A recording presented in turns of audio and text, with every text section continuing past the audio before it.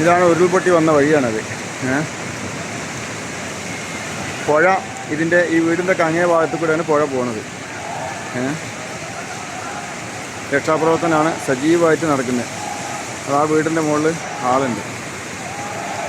അതാ ആ വീടിൻ്റെ മുകളിൽ ഉള്ള ആളുകളെ രക്ഷപ്പെടുത്താൻ വേണ്ടിയിട്ട് തെങ്ങ് വലിച്ച് പാലം പോലെ ഇട്ടിട്ട് ആളുകളെ രക്ഷപ്പെടുത്താനുള്ള ശ്രമം നടത്തുന്നു.